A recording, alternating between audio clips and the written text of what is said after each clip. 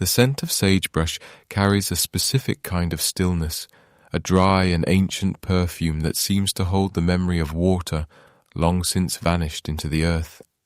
It is a fragrance that defines the Great Basin of Nevada, a vast and silent expanse where the horizon stretches so far that the sky feels like a heavy, velvet weight pressing down upon the sage and the salt. If you were to stand in the center of this high desert today, you would hear only the low hum of the wind weaving through the crags of the rhyolite cliffs, a sound that has remained unchanged for thousands upon thousands of years. But time here is not a straight line. It is a series of layers, buried beneath the dust and the alkaline crust of a world that was once very different from the one we see now. Long before the first modern roads cut through this territory, the Great Basin was a landscape defined by the presence of a massive inland sea. Geologists call this ancient body of water Lake Lahontan. At its peak, nearly 13,000 years ago, it covered over 8,000 square miles, a shimmering blue expanse that mirrored the jagged peaks of the surrounding mountains. It was a time of profound transition, a period known as the Younger Dryas, which is simply a way of describing a sudden, sharp return to glacial conditions just as the world was beginning to warm. During this era, the valley floors were not scorched earth, but lush wetlands teeming with life. The water was deep, cold and life-giving, and the ancestors of the people we now know as the northern Paiute lived along its shifting shores. As the centuries passed and the climate began to dry, Lake Lahontan did not vanish all at once. Instead, it slowly receded, leaving behind a series of smaller, isolated basins. One of these remnants is known as the Humboldt Sink. It is a place where the Humboldt River, after traveling hundreds of miles across the desert, finally gives up its struggle and disappears into the ground. In the modern era, the sink is often a dry, cracked playa, but in the deep past it was a vibrant marshland filled with tules, bulrushes, and the calls of migratory birds. And overlooking this marsh, perched high in the limestone cliffs of the Humboldt Range, sits a dark, gaping mouth in the stone. This is Lovelock Cave. It is a place of profound silence, a natural cathedral carved by the relentless action of the ancient lake's waves against the soft rock. For millennia, the cave stood as a silent witness to the changing world outside. It watched as the great lake shrank into a marsh, and as the marsh eventually surrendered to the encroaching sands. But the cave did not just watch, it gathered. It collected the debris of human existence, preserving it in a dry, anaerobic environment where time seemed to lose its power to decay. Within its cool shadows, the remnants of a lost way of life were sheltered from the sun and the wind, waiting to be rediscovered. Perhaps you are listening to this now as you settle into the warmth of your covers, letting the weight of the day drift away like the receding waters of an ancient lake. If you are finding comfort in these stories of the deep past, you have found a home here at the Slumber Archives.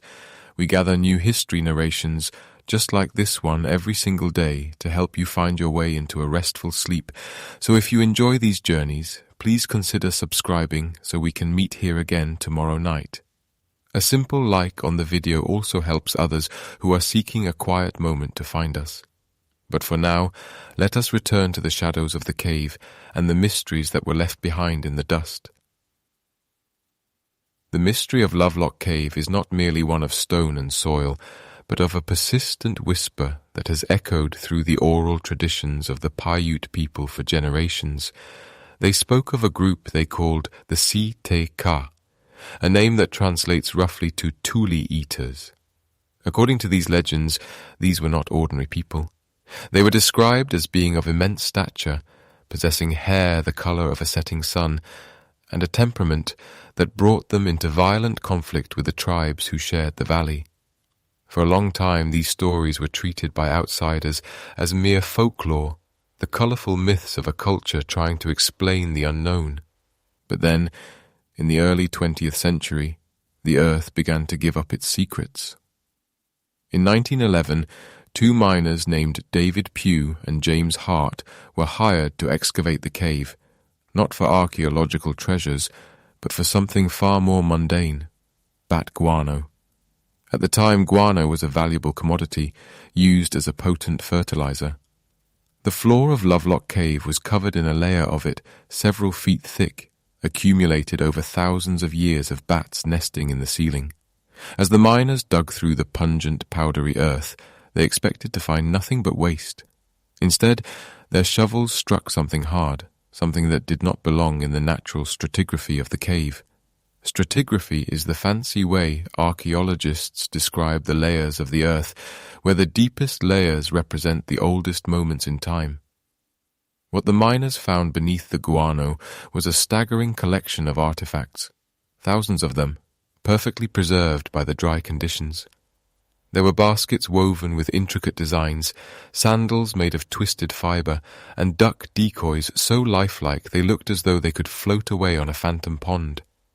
But it was what lay beneath these items that truly ignited the imagination and the controversy that persists to this day. They began to uncover human remains, and as the story goes, some of these remains were unlike anything the miners had ever seen. They spoke of skeletons that measured over 7 feet in height, and most strikingly, they described tufts of long red hair still clinging to the mummified scalps. This is the point where myth and archaeology begin their uneasy dance. Science, in its rigorous pursuit of data, often looks for the most logical explanation. Red hair, for instance, can sometimes be the result of a chemical reaction in the soil after death, where the natural pigments in dark hair break down and turn a rusty hue. And yet, the sheer volume of the Paiute legends, combined with the physical reports from the early excavations, creates a space for a different kind of questioning. Was it possible that a distinct group of people, perhaps a remnant of an even older migration, had lived and died in the shadow of the Humboldt Sink? To look into the depths of Lovelock Cave is to look into a mirror of deep time. We see the tools of survival, the beautiful craftsmanship of a people who understood every curve of the land and every property of the plants that grew there. We see the radiocarbon dates, a method of measuring the decay of carbon atoms to tell us how old something is, which suggest that the cave was occupied as far back as 4,000 years ago, with some layers perhaps reaching back even further to the very end of the last ice age. But even with our modern tools, there are gaps in the record. There are moments where the evidence is thin and the shadows grow long. As we journey through this history, we must walk softly. We are exploring a time when the world was larger, more mysterious, and filled with possibilities that have since been paved over by the march of progress. The Great Basin does not give up its secrets easily. It hides them in the folds of the mountains and under the white crust of the salt flats. It invites us to wonder about the limits of our knowledge and the stories that are told when the fire burns low and the desert wind begins to howl. And so, we begin our exploration of the red-haired giants, not with a desire to prove or disprove, but with a willingness to listen to the earth, to the legends, and to the silence of the cave itself. The story of Lovelock is a story of a lost world, a place where the line between the physical and the spiritual was as thin as a strand of woven tule. As the night deepens and the air grows still, let yourself imagine the Humboldt Sink as it once was, a shimmering oasis in a changing world, and the secrets that might still be waiting, buried just beneath the surface of the sand. Long before the first shovel struck the dry earth of the cave floor, there were the stories, whispered through the generations like the rustle of dry sagebrush in a canyon wind. To the northern Paiute people, the inhabitants of this high desert for thousands of years, the Humboldt Sink was never merely an empty basin. They tell of a time when the world was wetter, when the great lake Lahontan had not yet retreated into the salt flats we see today, and when the reeds grew tall and thick along the water's edge. In these ancient days, the Paiute say they were not alone. They shared the Great Basin with a people they called the Si-Te-Cah, a name that translates literally to tule eaters. The tule is a sturdy, fibrous water plant, and the Si-Te-Cah were said to weave it into rafts to navigate the vast marshes, allowing them to move with a silent, ghostly grace across the water. But it was not their skill with the reeds that fixed them in the collective memory of the Paiute. It was their stature and the strange, fiery hue of their hair. The legends describe them as giants, men and women of immense strength and formidable height, standing far taller than any modern man. They were said to possess long, matted hair, the colour of a dying ember, a deep and rusted red that stood out against the muted browns of the desert landscape. As we sit in the stillness of the present, it is easy to dismiss such tales as mere folklore, the exaggerations of a distant past. Yet, in the oral tradition of the northern Paiute, these were not mythical spirits or gods. They were flesh and blood, a distinct and rival tribe that occupied the very caves and lakelands the Paiute sought to claim. The Si-Te-Cah were described as a fierce and predatory people, a society that lived on the fringes of the natural order. They were said to be warlike, often descending upon the Paiute camps to capture prisoners, and in the darkest whispers of the elders, they were accused of a hunger that went beyond the fish of the lake and the seeds of the desert. They were said to be cannibals, a detail that cast a long, terrifying shadow over the ancient valley. The relationship between the two groups was defined by a tension that stretched across centuries. It was a slow, grinding conflict, a war of attrition fought over the precious resources of the oasis. As the climate began to shift and the Great Lakes began their long, slow evaporation, a process geologists trace back to the end of the Pleistocene, the competition for survival likely grew more desperate. The Si-Te-Cah, once masters of the marshes, found their world shrinking. The Paiute, through their oral histories, recount a long and bloody struggle to drive these red-haired giants from the land. It was not a single battle, but a series of skirmishes and retreats, a generational effort to reclaim the valley from a people who seemed to belong to an older, more primal era of the Earth's history. The legends reach their climax with a final, desperate confrontation at the mouth of what we now call Lovelock Cave. After years of conflict, the Paiute tribes are said to have banded together in a rare moment of total unification. They pursued the remaining Si-Te-Cah across the salt flats, driving them back toward the safety of the hills. The giants sought refuge within the deep, cool shadows of the cave, believing perhaps that the darkness would protect them as it had for so many winters before. But the Paiute had reached the limit of their patience. They did not follow the giants into the depths. Instead, they gathered great piles of sagebrush and willow, stacking the dry wood at the cave's entrance.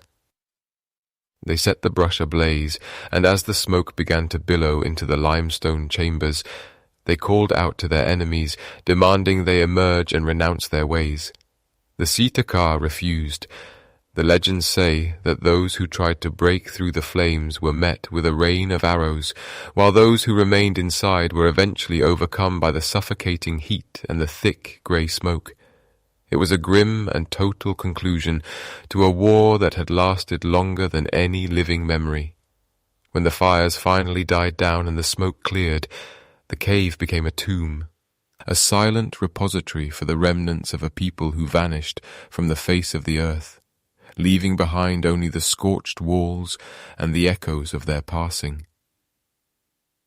For the Paiute, the story of the Si-Te-Cah was a cautionary tale, a piece of tribal history passed down with solemn gravity. But for the outside world, these accounts remained nothing more than curiosities. Until the early 20th century, when the physical reality of the cave began to yield secrets that seemed to mirror the legends with startling accuracy. When the first Guano Miners and later the archaeologists began to dig through the layers of time, they found more than just the refuse of ancient campfires. They found artifacts that hinted at a complex, sophisticated culture, and they found remains that defied easy explanation. Imagine the scene in 1911 as the dust of thousands of years was disturbed for the first time. Beneath the surface lay a stratigraphic record, a fancy term archaeologists use for the layers of soil and debris that build up over time like the pages of a book. The deeper you dig, the further back in time you travel. In Lovelock Cave, these layers were remarkably well preserved due to the extreme aridity of the Nevada desert. The dry air acted as a natural preservative, halting the march of decay that usually claims the organic traces of the past. Among the sandals, the baskets, and the decoy ducks carved from tule, the excavators began to find hair, not just a few strands, but large tufts of it, still clinging to fragments of scalp or buried in the loose dirt. And the hair was red, not the dark black typical of Native American populations, but a distinct, vibrant, reddish-orange. This discovery sent a ripple of excitement through the local communities and the nascent world of North American archaeology. Could the legends be true? Had the red-haired giants of the Paiute stories actually existed, or was there a scientific explanation for the color? A chemical change brought about by the unique environment of the cave over 5,000 or 6,000 years. Mainstream science often points to the process of taphonomy, the study of how organisms decay and become fossilized. They suggest that over thousands of years, the pigments in human hair can break down, and the dark melanin can leach out, leaving behind a reddish hue caused by the oxidation of certain proteins. It is a phenomenon seen in mummies across the globe, from the peat bogs of Europe to the deserts of Peru. And yet, the Paiute had described the hair as red long before the first mummy was ever unearthed. Their stories were not based on the appearance of ancient remains, but on the living memory of their ancestors. This creates a haunting tension between the physical evidence and the oral record. As the excavations continued, the mystery only deepened. Reports began to surface of skeletal remains that were unusually large, humerus bones and femurs that suggested individuals standing 7, 8, or even 10 feet tall. While many of these early reports were sensationalized in the newspapers of the day, and many of the bones were unfortunately lost or misplaced in the chaotic early years of museum collecting, the persistence of the claims is difficult to ignore. We are left to wonder about the limits of our own knowledge. How much of our history has been lost simply because it did not fit the established narrative of the time? The Si-Te-Cah represent a challenge to the traditional timeline of North American habitation. If they were a distinct group, where did they come from? Were they a remnant of an even older migration, perhaps arriving during the Younger Dryas, a period of abrupt cooling and climate upheaval that occurred about 12,900 years ago? This was a time when the great megafauna, the mammoths and the giant sloths, were vanishing, and the human map of the continent was being redrawn. In the silence of Lovelock Cave, the air feels heavy with the weight of these forgotten ages. Each layer of dust represents a century, each stone a silent witness to a drama we are only beginning to reconstruct. The Paiute do not need the validation of radiocarbon dating to believe their history. To them, the cave is a sacred and somber place, a site of a great and necessary ending. But for the rest of us, it remains a doorway into the unknown. As we look back through the mist of 10,000 years, the figures of the red-haired giants seem to flicker at the edge of our vision, part shadow, part memory, part physical reality. They remind us that the earth holds its secrets closely, and that sometimes the stories told around a campfire contain a truth that the modern world has forgotten how to hear. The scent of sagebrush often carries with it the weight of a heavy, dry silence, the kind of silence that feels as though it has been accumulating for thousands of years under the relentless Nevada sun. It was into this stillness, long before the first wagon wheels of pioneers groaned across the desert, that the final echoes of a desperate struggle faded into the stone. According to the oral traditions of the northern Paiute, the end did not come with a sudden disappearance, but with a calculated and terrifying finality. The red-haired giants, known to the local tribes as the Si-Te-Cah, had reached the limit of their dominance. Driven back by a coalition of tribes who had grown weary of their aggression and their strange, predatory ways, the remaining giants found themselves cornered, retreating into the deep, cool shadows of the cave that had served as their sanctuary and their storehouse. As the giants withdrew into the limestone bowels of the earth, the landscape outside was transformed into a theatre of ancient warfare. The Paiute did not follow them into the darkness, for they knew the cave was a labyrinth where the giants held the advantage of size and familiarity. Instead, they chose a strategy of containment, a method of siege that relied on the very elements of the desert itself. They gathered great bundles of greasewood and dry brush, stacking them high against the narrow mouth of the cavern. It is easy to imagine the scene in the fading light of a prehistoric evening. The rustle of dry stalks, the hushed whispers of the warriors, and the heavy, humid breath of the giants echoing from the depths of the stone. The cave, which had once been a place of refuge, was beginning to feel like a tomb. The transition from conflict to catastrophe began with a single spark. When the brush was set ablaze, the fire roared to life, fed by the dry desert air and the pitch-heavy wood. The smoke did not merely drift, it was sucked inward by the natural ventilation of the cave, filling the chambers with a thick, suffocating grey veil. The Paiute stood back, watching the entrance as the flames danced against the red rock. They offered the Si-Te-Cah a final choice, to emerge and renounce their ways, or to remain in the darkness. The legends say that the giants chose to stay, their voices rising in a final, defiant chant that was eventually drowned out by the crackle of the fire and the crumbling of the ceiling.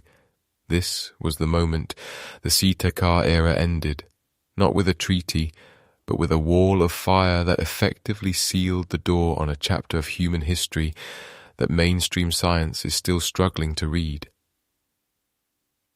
This event serves as a symbolic demarcation in regional folklore, representing the point where the wild, untamed elements of the ancient world were finally subdued by the organized efforts of the tribes.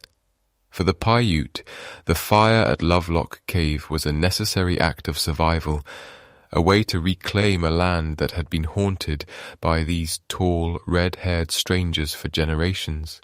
As the years passed, the soot from that fire settled thick upon the floor of the cave, burying the artifacts of the giants under layers of ash and time.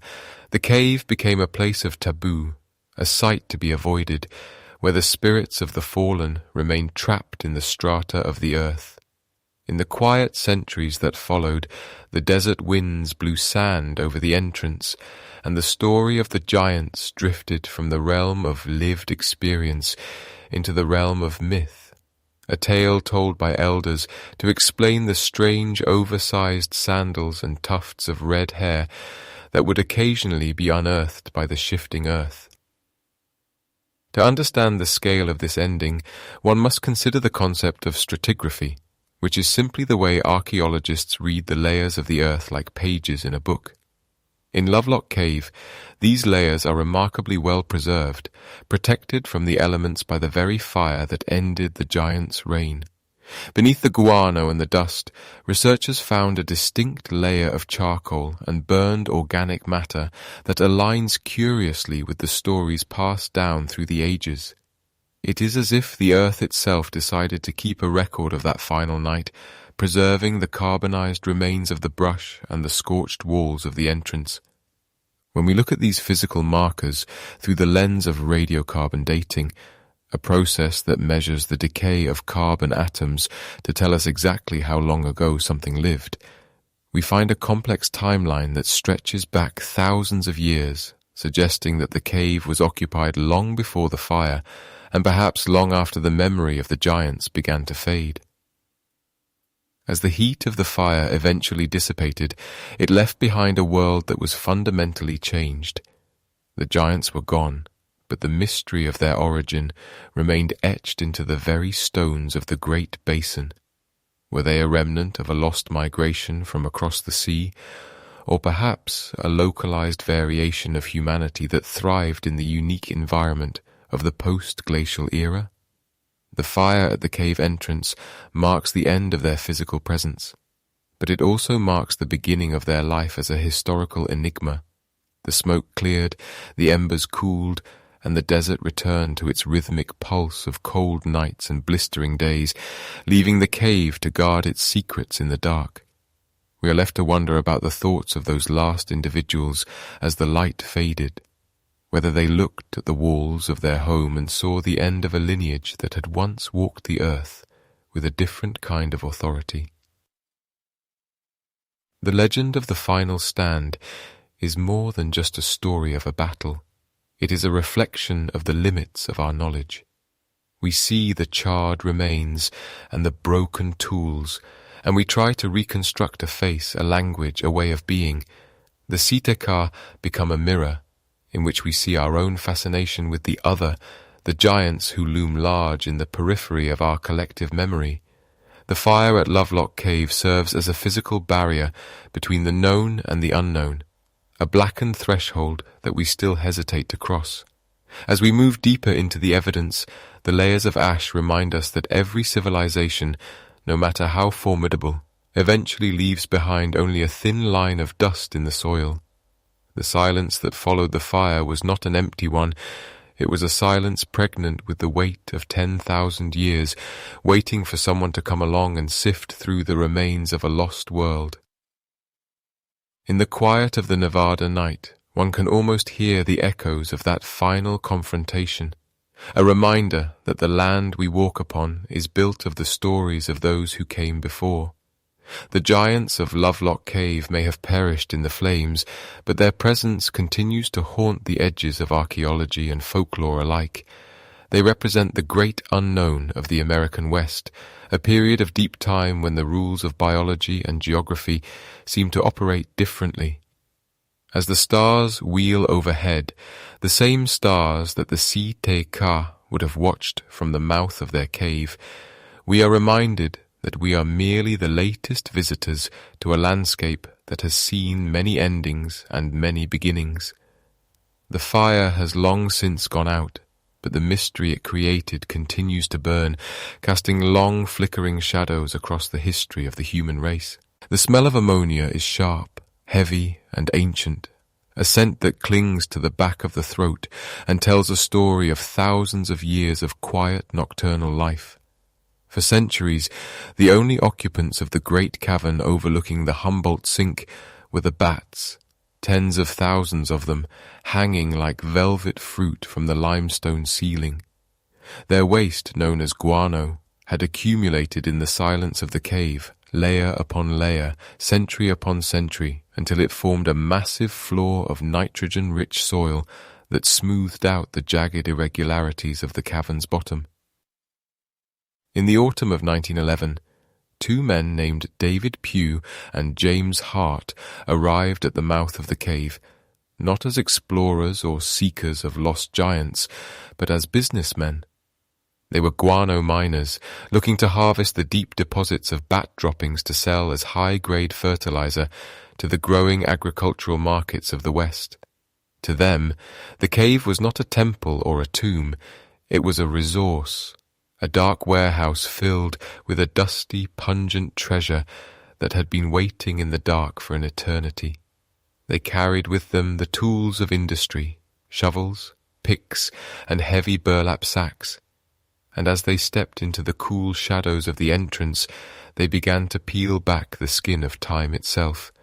As the miners drove their shovels into the soft, dark earth, they were inadvertently performing a crude form of stratigraphy, the study of rock and soil layers that archaeologists use to read the history of the earth like the pages of a book.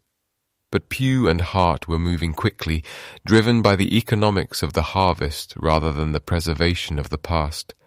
Under the flickering light of their lanterns, they began to haul out tons of the rich organic material, clearing away the topmost blankets of dust and debris that had settled since the cave was last inhabited by humans.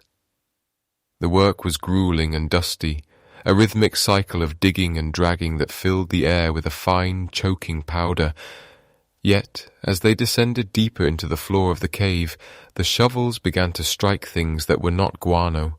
There was a dull thud of wood against wood, the dry rustle of ancient fibre, and the sudden, jarring glint of worked stone. At first, these items were seen as nuisances, obstructions that slowed down the extraction of the profitable fertilizer. But as the piles of discarded artifacts grew, the sheer volume of the material became impossible to ignore. They were digging through a literal mountain of history, a concentrated archive of human existence that had been perfectly preserved by the extreme dryness of the Nevada desert and the protective, alkaline properties of the bat guano. Beneath the first few feet of waste, they began to uncover beautifully woven baskets, their patterns still visible after thousands of years. They found sandals made of twisted tule reeds, worn thin at the heels by feet that had walked these hills during the dawn of the Holocene. There were duck decoys, so intricately crafted from painted feathers and reeds that they looked as though they could float away on the long-vanished waters of Lake Lahontan. These objects were not merely trash. They were the intimate belongings of a people who had lived, laughed, and survived in a world that was vastly different from the one Pew and Hart knew. The miners found themselves standing on a threshold between the industrial age and the deep past. Every bucket of guano removed was a layer of time stripped away. As they reached the deeper strata, the finds became stranger and more unsettling. They began to encounter large, matted bundles of fibre and hide, burials wrapped carefully and tucked into the crevices of the cave floor. And it was here, amidst the dust and the shadows of 1911, that the legends of the northern Paiute began to take on a terrifying physical form. Among the artifacts, the miners reportedly began to discover human remains that defied their expectations of the local indigenous populations. They spoke of skeletons of unusual size, and perhaps most strikingly, they described tufts and scalps of hair that were not the deep, midnight black characteristic of Native Americans, but a distinct, vivid shade of red. This hair, found clinging to the remains or scattered in the debris, seemed to confirm the old stories of the Si-Te-Cah, the red-haired giants who had supposedly fought a losing war against the ancestors of the Paiute. In the world of mainstream science, the presence of red hair is often explained through the chemistry of decay. Over thousands of years, the pigments in human hair can break down, and in certain acidic or alkaline environments, black hair can take on a rusty, reddish hue through a process known as taphonomy. But to the men standing in the dim light of Lovelock Cave, surrounded by the silence of the high desert, the sight of that long crimson hair felt like a message from a forgotten race. It was a visceral connection to a time before the maps were drawn, a time when the Great Basin was a lush landscape of lakes and marshes, and when something else, something larger and more mysterious, might have shared the world with humanity. The commercial excavation continued for months, and it is estimated that hundreds, perhaps thousands, of priceless artifacts were lost or destroyed in the process. The guano was screened through coarse mesh, and while the miners saved many of the more obvious curiosities, much of the delicate evidence of daily life was likely tossed aside or shipped off to be spread across the citrus groves of California. It is a quiet tragedy of archaeology, a moment where the hunger for the present consumed the records of the past. Eventually, the sheer quantity of the finds reached the ears of the academic world. News of the giant bones and the incredible preservation of the artifacts traveled from the remote desert of Churchill County to the halls of the University of California. The realization began to dawn that Lovelock Cave was not just a mine, but perhaps one of the most significant archaeological sites in North America. It was a time capsule that had been sealed for millennia, only to be pried open by the blunt instruments of commerce. As the year 1912 approached, the first professional archaeologists arrived at the site, but they found a cave that had been hollowed out, its internal timeline scrambled by the frantic digging of the previous months. They were left to sift through the tailings, trying to reconstruct a story that had been partially erased. They looked at the massive stone mortars, the delicate bone fishhooks, and the strange oversized sandals, and they began to ask the questions that still haunt the site today. Who were these people who lived in the darkness? Why did they leave behind such a wealth of possessions? And what of the red-haired remains that the miners so casually described? The mystery of Lovelock Cave is a mystery of layers. It is the story of how we perceive the past through the lens of our own needs. To the bats, the cave was a home. To the ancient ones, it was a sanctuary. To the miners, it was a paycheck. And to us, it is a puzzle with half the pieces missing. We are left to wonder about the things that were lost in those first months of 1911, the fragile threads of evidence that might have told us exactly who the Si-Te-Cah were, or if they were merely a shadow cast by the imagination of a younger world. As we linger in this moment of discovery, we can almost hear the sound of the shovels hitting the dry earth, the clatter of stones, and the heavy breathing of men at work in the dark. The cave holds its secrets tightly, even as it is stripped bare. The deeper we go into the history of this place, the more we realize that the truth is often buried beneath layers of convenience and time, waiting for someone to look past the surface and into the depths of the unknown. The red-haired giants, if they lived at all, remain just out of reach, flickering like a flame at the end of a long, dark tunnel, always present, yet always receding into the gloom. The smell of old dust and parched earth has a way of clinging to the lungs, a dry reminder of the thousands of years that have passed since the air last moved freely through these stone chambers. In the spring of 1912, the silence of the Humboldt sink was broken by the arrival of a man who looked very much out of place among the rugged guano miners and the vast empty horizons of the Nevada desert. Llewellyn Loud, a soft-spoken researcher from the University of California, arrived at the mouth of Lovelock Cave not with a pickaxe for profit, but with the meticulous, patient eyes of a pioneer in the nascent field of American archaeology. He did not come seeking gold or even the legendary giants of Paiute lore, but rather the discarded fragments of daily life that the earth had so carefully preserved in its arid embrace. The conditions he encountered were far from the sterile, hushed environments of a modern laboratory.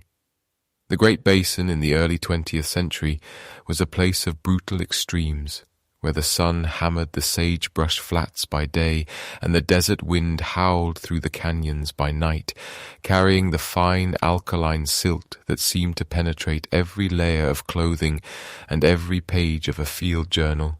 Loud worked in the dim, flickering light of lanterns, his lungs heavy with the pungent scent of bat droppings and the ancient, musty odor of decaying organic matter.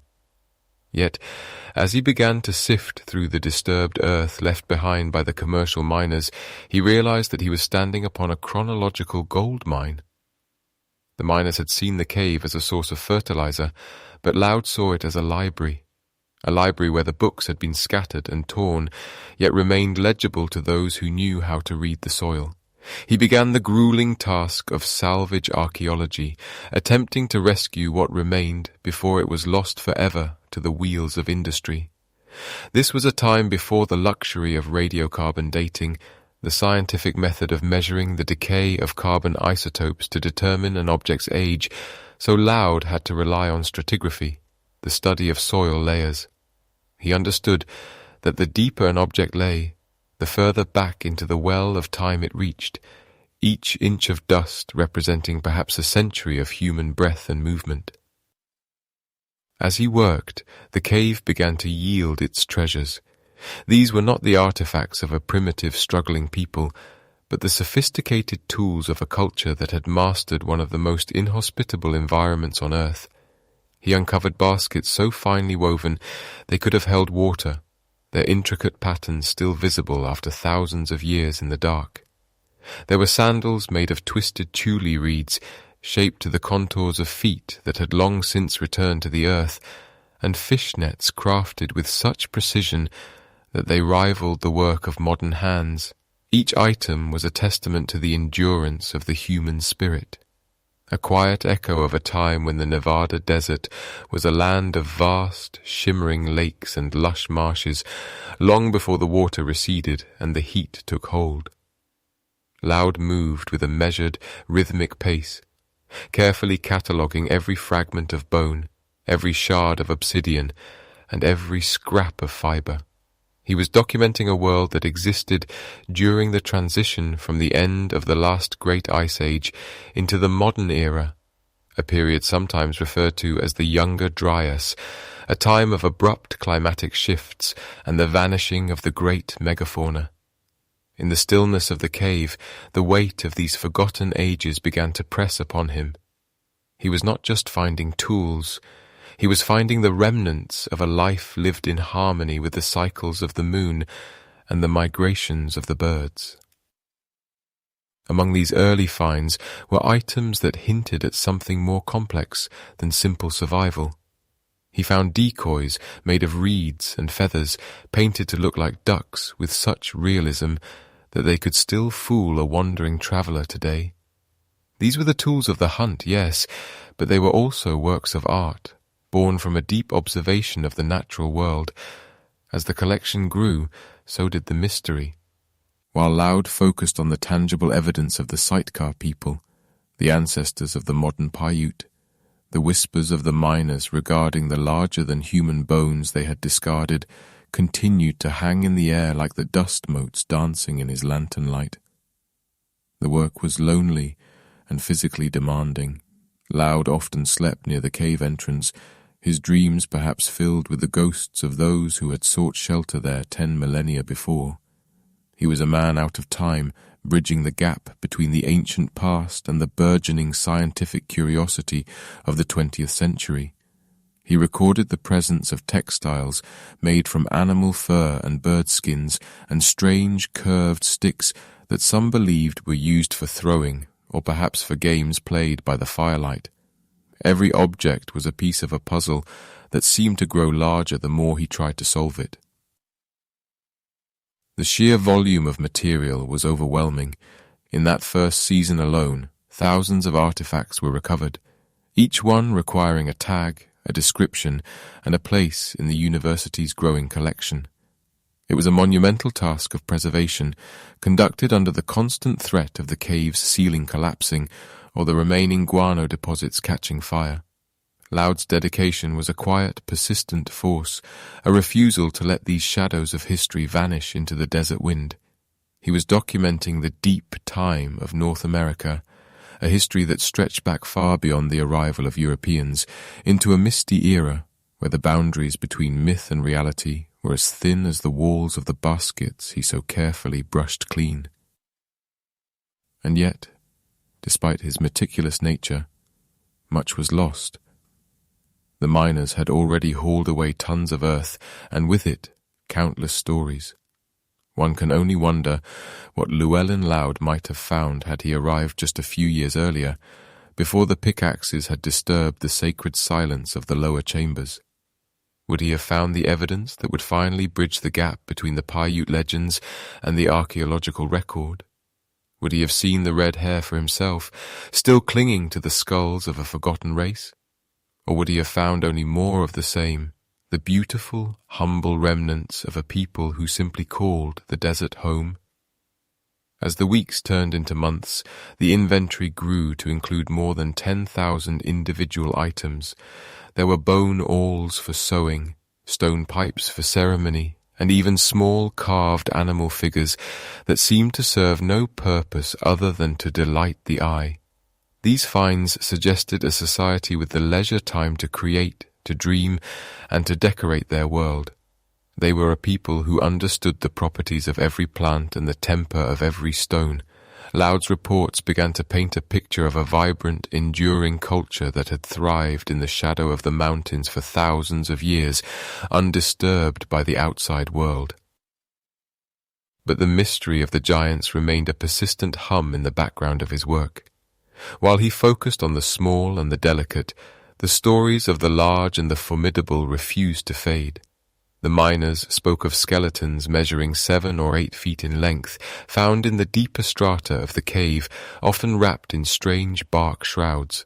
Loud recorded what he could, but the physical evidence of these giants was elusive, often described as having been destroyed or reburied by the labourers, who saw them as nothing more than obstacles to their work. This tension between the documented artifacts and the oral traditions created a sense of a dual history, one written in stone and reed, and another written in the fading memories of those who had looked upon the impossible. As Loud prepared to transport his findings back to the University of California, the cave seemed to exhale, a cold draught moving from its depths toward the bright, punishing light of the Nevada sun. He had scratched the surface of a 10,000-year-old mystery, providing the first scientific anchor for a place that had previously existed only in the realm of legend. The baskets, the tools, and the fragments of clothing were now safe, destined for museum shelves, where they would be studied for generations. But as he looked back one last time at the dark opening in the hillside, he must have known that the cave still held the majority of its secrets, that for every sandal he had found, there were 1,000 footsteps he would never trace. The desert has a way of reclaiming what is its own, and as the years passed, the wind began to fill the holes Loud had dug, smoothing over the scars of the excavation. The silence returned to Lovelock Cave, but it was a different kind of silence now, a silence pregnant with the knowledge that something profound lay beneath the surface. The first expedition had ended, but the true journey into the heart of the red-haired giant's mystery had only just begun. The artifacts were the clues, the breadcrumbs left behind in the dark, leading us deeper into a past that defies simple explanation and challenges our understanding of who truly walked these lands in the dawn of time. The dust of the excavation settled slowly, drifting through the shafts of pale light that pierced the gloom of Lovelock Cave, revealing the silent inhabitants who had waited for thousands of years to be seen once more.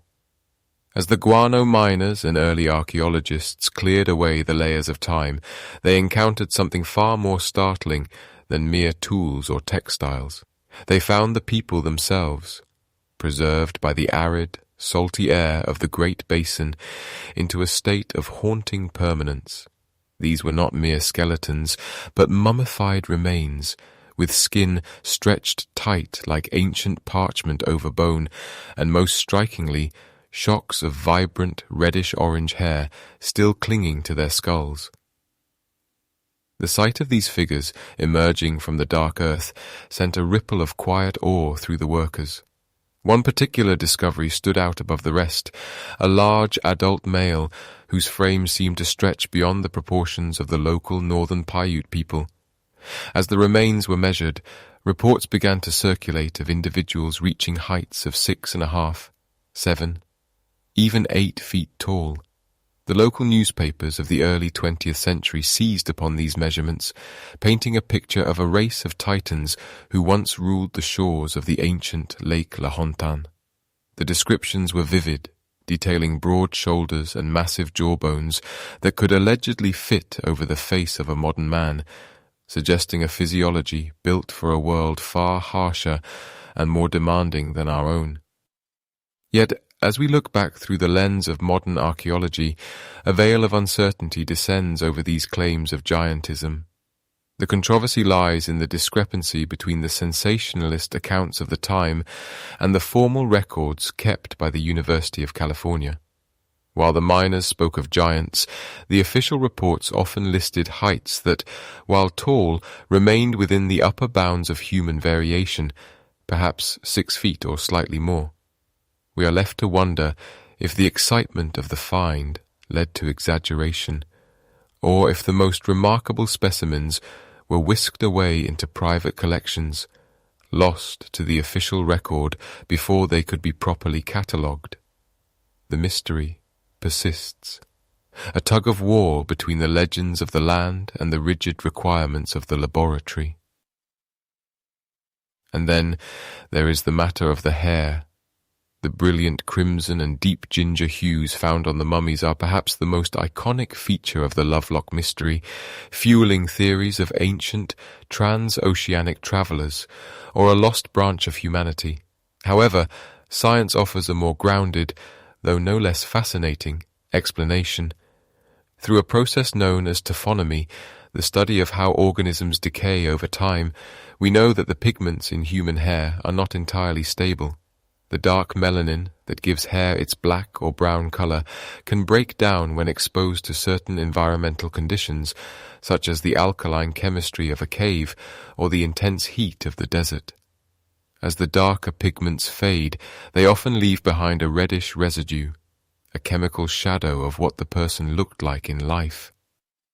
This phenomenon, often seen in Egyptian mummies and the bog bodies of northern Europe, suggests that these individuals may have had jet-black hair when they walked the earth, only for the slow passage of millennia to paint them in shades of rust and fire. And yet, even this explanation does not satisfy everyone. Some observers note that the hair on the Lovelock mummies is not merely tinted, but possesses a thickness and texture that seems distinct. They point to the Paiute oral traditions, which specifically describe their ancient enemies, the Si-Te-Cah, as having red hair from birth. Could the environment have changed the color, or were these people truly as different as the legends suggest? The cave holds its secrets close, offering only fragments of the truth. As the researchers peered closer at the remains, they noticed the intricate way in which the bodies had been prepared. Some were wrapped in delicate robes made of thousands of intertwined feathers from the canvas-back duck, a testament to the thousands of hours of labor required to honor the dead. Others were found in pits, buried with cash bags of seeds and carefully crafted decoys, as if they were being sent into the afterlife fully equipped for the hunt. The presence of these grave goods suggests a culture with a deep sense of ritual and a profound connection to the watery world that once surrounded the cave. They were a people of the marsh, masters of a landscape that has long since turned to dust.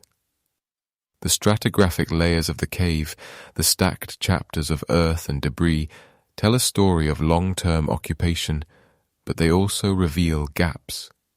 There are moments in the timeline where the cave appears abandoned, only to be reclaimed centuries later. During the periods of occupation, we see a mastery of the environment that is staggering. The people of Lovelock Cave were not merely surviving, they were thriving.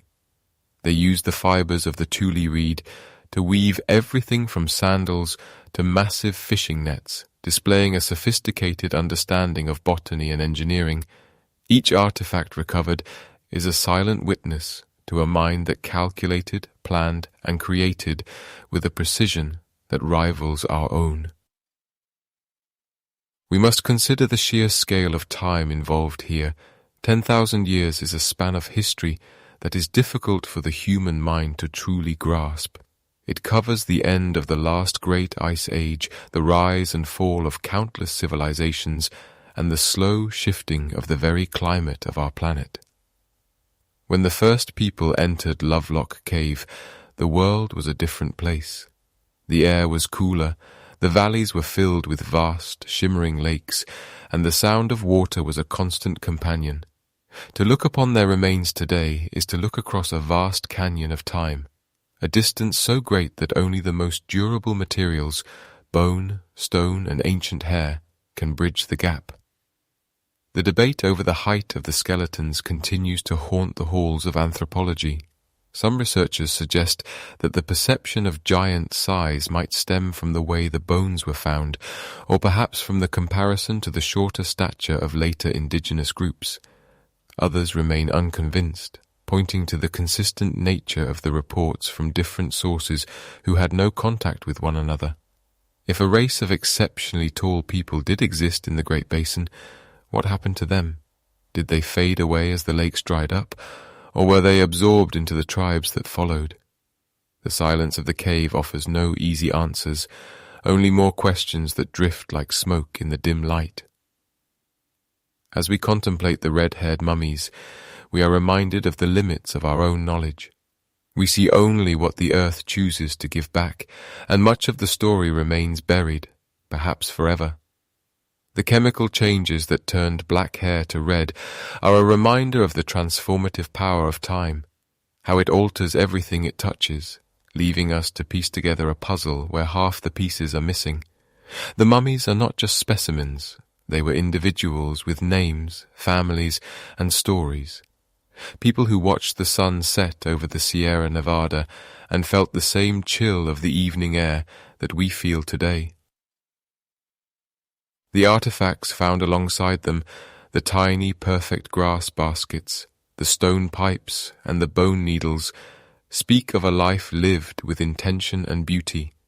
Even in the darkness of the cave, there was a spark of human creativity that could not be extinguished. As we move deeper into the history of this site, we realize that the mystery of the red-haired giants is perhaps less about their physical size and more about the vastness of the world they inhabited. A world that was once vibrant and full of life, now reduced to shadows and whispers in a hollow in the rock. The journey through Lovelock Cave is a journey into the very heart of what it means to be remembered, and what it means to be forgotten by the turning of the ages. The scent of dried earth and ancient dust carries with it a particular stillness, a quietude that seems to hold the breath of 10,000 years within its grip. To step into the silence of Lovelock Cave is to step into a library where the books are made of stone, bone, and fibre, and the stories they tell are not written in ink, but in the deliberate patterns of human hands. While the legends of red-haired giants capture the imagination with their scale and ferocity, the smaller, more delicate remnants left behind offer a different kind of wonder.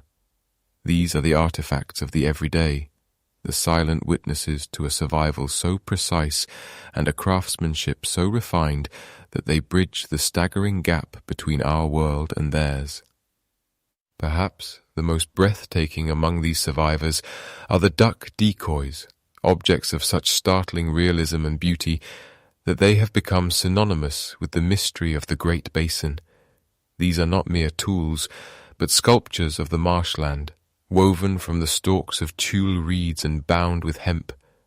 To look upon one is to see the very spirit of the canvas-back duck captured in vegetable fibre. The ancient weavers would bundle the reeds into the shape of a bird's body, then use delicate feathers and earth-toned ochres to mimic the plumage, creating a lure so convincing that even a modern eye might be deceived at a distance. These decoys, some of which date back over 2,000 years, speak of a people who did not merely exist on the land, but who understood the nuances of the water and the sky with a profound, rhythmic intimacy. As we consider these decoys, we must wonder about the hands that shaped them. They were hands that knew the exact tension required to bind a reed without snapping it, hands that understood how the light would hit the water of the ancient lake Lahontan. The sheer sophistication of this weaving suggests a culture that had long since mastered its environment, turning the humble materials of the marsh into a highly specialized technology. These were not the crude implements of a primitive people, but the refined equipment of a society that had lived in harmony with the shifting seasons for millennia. The cave served as a vast storehouse, a dry sanctuary where the humidity remained low enough to preserve organic materials that would have rotted away in almost any other environment. Because of this natural preservation, we are granted a rare look at the basketry of the Lovelock people, an art form that reached heights of complexity that are difficult to fathom today. The baskets found within the cave layers exhibit a variety of techniques, coiling, twining, and wickerwork, each suited to a specific purpose. There are burden baskets designed to carry heavy loads of piñon nuts and water-tight vessels sealed with pitch, capable of holding the precious liquid that meant the difference between life and death in the high desert. The patterns woven into these baskets are more than just decoration. They are a language of geometry and tradition, passed down through generations of weavers who sat in the cool shade of the cave mouth. Each stitch represents a moment in time, a heartbeat in a lineage that stretches back into the deep shadows of the Younger Dryas, that period of abrupt cooling and climate shift that occurred roughly 12,900 years ago. As the world outside fluctuated between ice and heat, the people of the cave continued their work, their fingers moving with a practiced grace that defied the harshness of the elements. When we examine the tools of their survival, we begin to reconstruct the diet of those who called this place home. The cave has yielded thousands of fragments of bone, shell, and seed, providing a map of a feast that lasted for 10,000 years. We see the remains of Lahontan cutthroat trout, once abundant in the shimmering waters nearby, and the bones of water birds lured in by those magnificent decoys. But the diet was not limited to the bounty of the water. The inhabitants were masters of the desert's hidden offerings, gathering the seeds of the desert primrose and the nutrient-rich nuts of the piñon pine. There is a certain weight to the realization that these people lived on the edge of a vanishing world. As the great Pleistocene lake slowly receded, leaving behind the salt flats and sagebrush we see today, the dwellers of Lovelock Cave adapted. They created specialized grinding stones, manos and metates, to process the tough seeds of the desert, turning the landscape's resistance into sustenance. The wear on these stones tells of countless hours of labor, a steady, rhythmic grinding that would have been the background music of the cave for centuries. Meanwhile, the presence of more specialized tools, such as fishhooks made of bone and delicate snares for catching small game, reveals a deep knowledge of animal behavior. They knew when the fish would spawn and when the rabbits would move through the brush. They lived within the pulse of the earth, their survival tied to the health of the marsh and the cycles of the moon. It is here, in the discarded scraps of a meal or the frayed edge of a sandal, that the giants of legend become human. They become people who felt the cold of the desert night and the relief of a successful hunt, people who cared for their children and honored their elders with the same devotion we feel today. As the years passed and the stratigraphy of the cave thickened, that layering of soil and debris that archaeologists use to read time like the rings of a tree, the artifacts changed, reflecting the shifting needs of the population.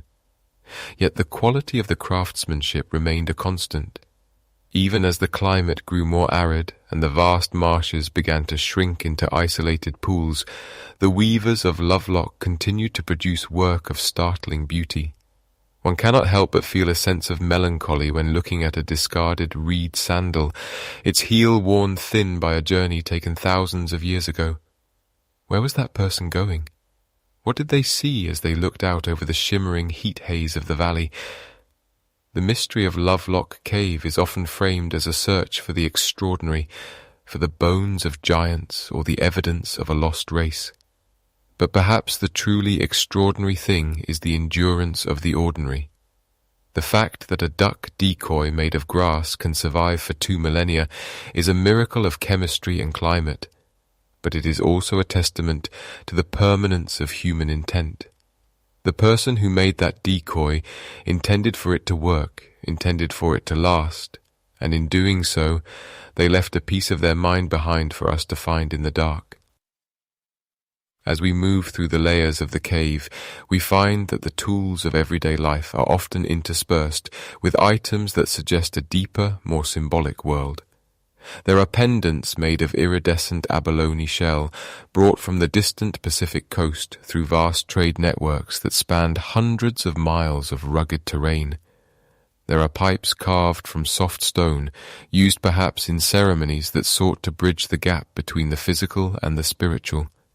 These objects remind us that the inhabitants of Lovelock Cave did not live by bread or piñon nuts alone. They were part of a wider, interconnected world, a web of exchange and ideas that proves the ancient Great Basin was far from isolated. And so, the artifacts of everyday life serve as a bridge.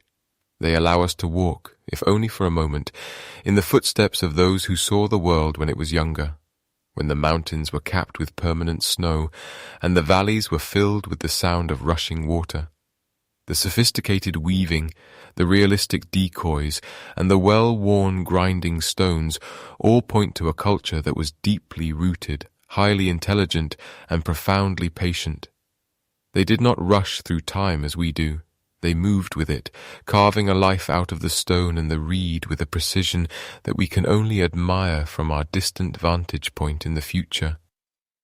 As the shadows lengthen within the cave, the artifacts seem to pulse with a quiet energy, as if they are waiting for the hands that made them to return. The silence here is not empty. It is a full silence, heavy with the presence of the thousands of souls who sought shelter under this rock. They left behind the echoes of their industry and the remnants of their meals, creating a mosaic of survival that challenges our understanding of what it means to be primitive. In the darkness of Lovelock, the distinction between the past and the present begins to blur, and we are left with the simple, haunting beauty of a reed bird floating on a sea of time that never truly ends. The smell of old dust and desiccated earth has a way of lingering in the mind, a dry, mineral scent that carries the weight of 10,000 years. When the year 1924 arrived, the cave was no longer the untouched sanctuary it had once been, yet its deepest secrets remained buried beneath the feet of those who had come before.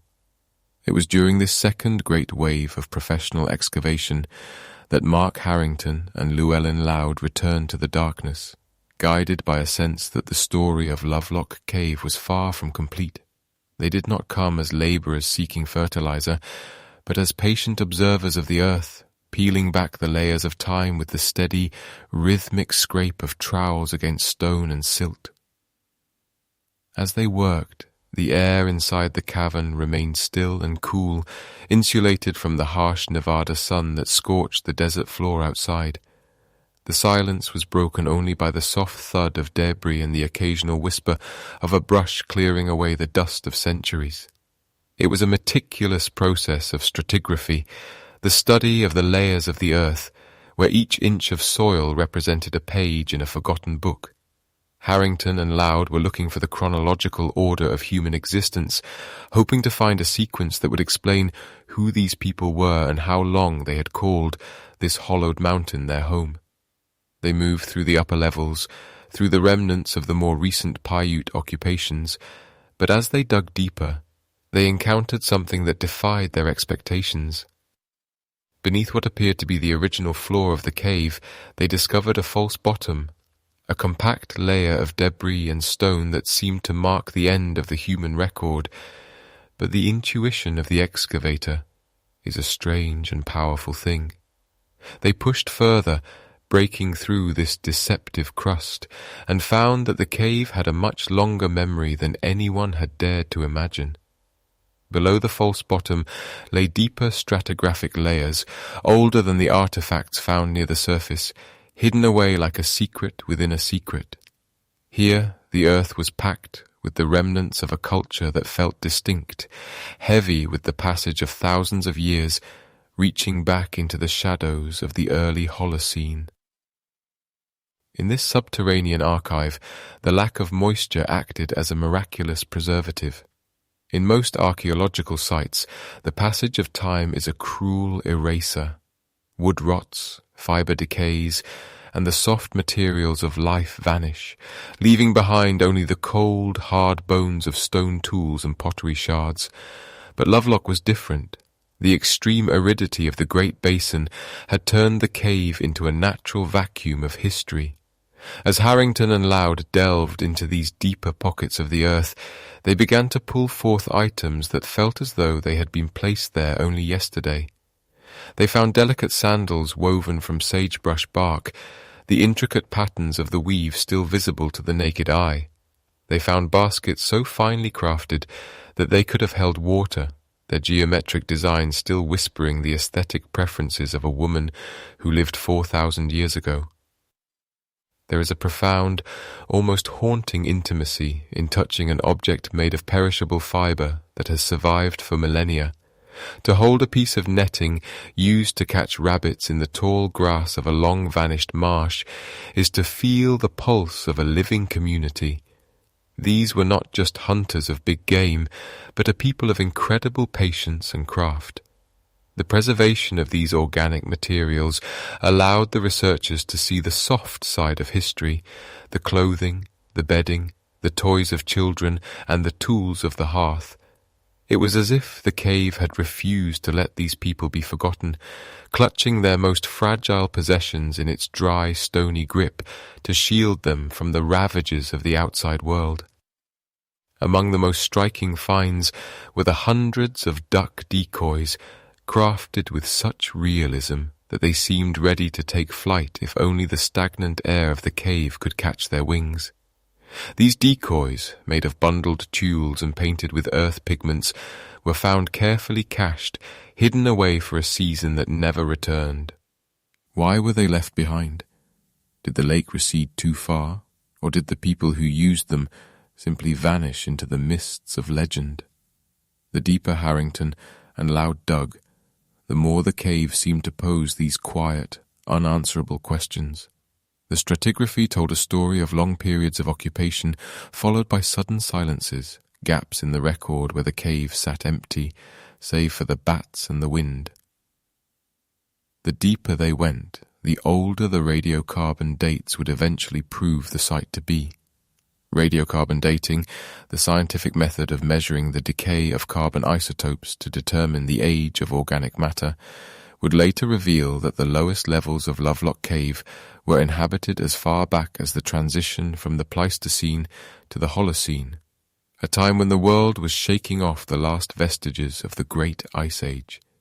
This was the era of the Younger Dryas, a period of abrupt climatic shifts where the lush wetlands of Nevada began their slow, agonizing transformation into the high desert we see today. The people of the cave were witnesses to a world in flux, watching as the great lakes of the Great Basin, vast inland seas like Lake Lahontan, shrank and withered, leaving behind only the salty remnants of their former glory. As the 1924 excavation progressed, the sheer volume of material recovered was staggering. Thousands of artifacts were crated and shipped away to museums, a mountain of evidence that spoke of a complex and enduring presence in the desert. Yet even as the crates were filled, a sense of mystery began to settle over the findings. There were whispers among the workers, echoes of the stories told by the local Paiute people about the Si-Te-Cah, the legendary red-haired giants who were said to have been the original inhabitants of the cave. While the archaeologists focused on the minutiae of basketry and projectile points, the physical remains being unearthed began to suggest a population that didn't always fit the standard mold of the region's known inhabitants. The deeper layers revealed skeletons of unusual stature, and more curiously, fragments of hair that glowed with a distinct, burnished red hue. While modern science often attributes this coloration to the chemical changes that occur in hair after death, the leaching of pigments over thousands of years, the persistence of the red hair in the oral traditions of the Paiute remains a chilling coincidence. Was it merely the earth playing tricks on the eyes of the living, or was there a grain of truth buried in the ancient stories? The excavation did not provide a definitive answer, but it provided the physical stage upon which these legends could play out.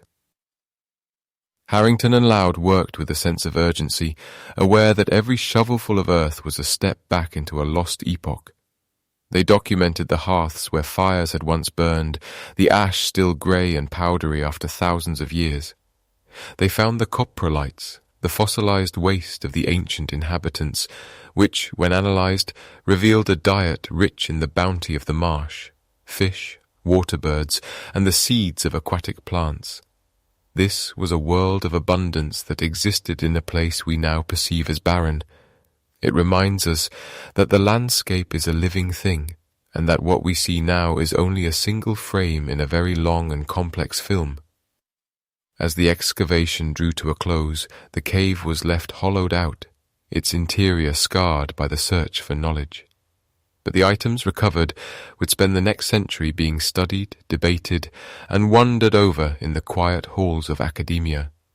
The 1924 expedition had successfully bridged the gap between myth and material reality, proving that Lovelock Cave was one of the most significant archaeological sites in North America.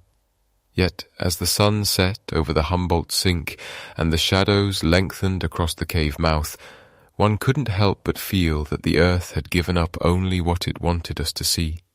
The deeper truths, the ones that exist in the silence between the layers of soil, remained just out of reach, drifting in the cool, dry air of the mountain, waiting for the next generation to listen to the whispers of the red-haired ghosts. Deep within the archives of the Nevada Historical Society, there is a silence that feels heavier than the air outside, a stillness that seems to cling to the objects recovered from the dark recesses of the earth. Among the woven baskets and the delicate duck decoys, there lies a pair of artifacts that defy easy explanation, resting within their display cases like remnants of a different world altogether. These are the sandals of Lovelock Cave, woven from the tough, fibrous stems of the tule reed, with a craftsmanship that has survived 10,000 years of shifting sands and forgotten winters. At first glance, they appear to be simple footwear, the practical solution of a people living on the edge of a vast, prehistoric marsh. But as one draws closer, the true nature of the mystery reveals itself in the sheer, undeniable scale of the objects. These sandals measure nearly 15 inches in length. To put that into perspective, a modern man wearing a size 12 shoe is treading upon a sole that is roughly 11 inches long. A 15-inch sandal would correspond to a modern size 29, a foot so large it would dwarf even the most towering professional athletes of our current age. As we look upon them, we are forced to confront a physical reality that sits uncomfortably alongside our standard understanding of human history. The weave is tight, the construction is sturdy, and the wear patterns suggest these were not ceremonial objects or oversized offerings to a long-dead god. They were worn. They were used to walk upon the earth. They carried a weight that we can only begin to calculate by looking at the deep impressions left in the ancient fibers. In the world of archaeology, we often speak of stratigraphy, the study of the layers of soil and debris that build up over thousands of years, creating a vertical timeline of human existence. The deeper we dig, the further back we travel into the cold embrace of the Younger Dryas, that mysterious period of cooling that reshaped the planet at the end of the last ice age. The sandals were found within these deeper layers, suggesting they belonged to a time when the Nevada landscape was not a parched desert, but a lush, watery kingdom of lakes and wetlands. And yet, the sheer size of the footwear remains a jagged piece of evidence that does not quite fit into the puzzle. If the people who wore these were of average height, as many mainstream scholars suggest, why would they require footwear that extends so far beyond the heel and the toe? There is a practical argument often whispered in the halls of academia, a theory that seeks to ground this mystery in the mundane reality of survival. Some researchers suggest that these were not shoes for giants, but rather marsh shoes, designed with an intentionally large surface area to prevent the wearer from sinking into the soft, treacherous mud of the Humboldt Sink. Much like a snowshoe distributes weight across a drift of powder, these oversized sandals may have allowed a hunter to glide over the muck of the shoreline, chasing waterfowl where a smaller foot would have been swallowed by the mire. It is a logical explanation, one that relies on the ingenuity of the human spirit to adapt to a challenging environment. And yet, as one traces the curve of the heel and the width of the midfoot, the proportions seem eerily consistent with a massive human foot rather than a specialized tool. The wear is concentrated where the ball of a foot would naturally strike, and the heel is worn thin in a way that suggests a heavy, rhythmic gait. We must ask ourselves what it means to look at an object that suggests a different version of our own story. If these sandals were indeed meant for individuals of immense stature, we are looking at a lineage of humans who stood 7, 8, or even 10 feet tall, a height that pushes the very limits of biological possibility. These are the red-haired ghosts of the Paiute legends, the Si-Te-Cah, who were said to be so large and so fierce that they could pluck a grown man from the ground as if he were a child. To the modern mind, these stories are often dismissed as metaphors or exaggerations, the natural drift of oral history as it passes through the filter of 1,000 generations. But the sandals remain, physical, tangible, and 15 inches long. They do not drift. They do not change their shape to suit our comfort. They simply exist in the quiet of the museum, waiting for us to reconcile their existence with the world we think we know. As the years passed, and more artifacts were pulled from the guano-chilled air of Lovelock Cave, the debate over the sandals only intensified. Some pointed to the skeletal remains found in the region, fragments of bone and partial crania that seemed to suggest a robust, larger-than-average population. Others pointed to the lack of a complete, articulated giant skeleton as proof that the stories were nothing more than myth. But in the silence of the desert, where the wind whistles through the sagebrush and the stars seem close enough to touch, the distinction between myth and reality begins to blur. We are reminded of the limits of our own knowledge, the way that time acts as a sieve, letting the small details of daily life fall away until only the most resilient fragments remain. A bit of woven reed, a scrap of animal hide, a sandal that seems too large for any man we have ever met. There is a certain humility in acknowledging that we may never truly know who stepped into those sandals 10,000 years ago. We can measure them with our calipers and subject them to radiocarbon dating, a process that measures the decay of carbon isotopes to tell us exactly how many millennia have passed since the reed was plucked from the water. We can determine that they are ancient, that they are real, and that they were crafted with a deep understanding of the materials at hand. But the spirit of the person who wore them, the weight of their footsteps as they moved through the dawn mist of a forgotten Nevada, remains a secret held tightly by the earth. Perhaps they were hunters of the marsh, using clever tools to navigate the mud. Or perhaps they were something else, a branch of the human family tree that grew tall and strong in the isolation of the Great Basin, only to vanish into the shadows of the cave. The sandals are more than just footwear. They are an invitation to wonder. They remind us that the earth is a vast repository of lost things, and that our current era is but a brief flicker in the long, dark hallway of time. When we look at the 15-inch soles, we are not just looking at an archaeological curiosity. We are looking at the possibility that the world was once a much larger place, inhabited by beings whose lives were a struggle against forces we can scarcely imagine. The mystery of the oversized sandals persists because it touches on a fundamental human desire, the need to believe that there is more to our history than what is written in the textbooks, that there are giants still walking in the periphery of our vision, if only in the form of the things they left behind. And so, we leave the sandals in their glass cases where the light is dim and the air is still. We leave them to their long sleep, even as they continue to haunt our understanding of the past. As we move forward into the next chapter of the Lovelock story, we carry the image of those massive footprints with us, a reminder that the ground beneath our feet is layered with the stories of those who came before, some of whom may have been much, much larger than ourselves. The desert does not give up its secrets easily, and for every answer we find in the dust, a dozen new questions rise up to take its place, drifting like the heat haze over the Humboldt sink, shimmering and elusive in the light of the fading day. The scent of ancient water is a memory that lingers long after the moisture has vanished, a ghostly presence held within the very pores of the limestone walls.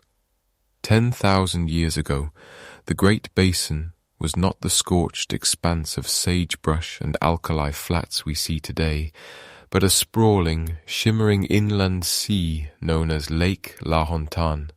It was a world defined by the rhythmic lapping of waves against craggy shores, a landscape of deep blues and vibrant greens that teemed with life.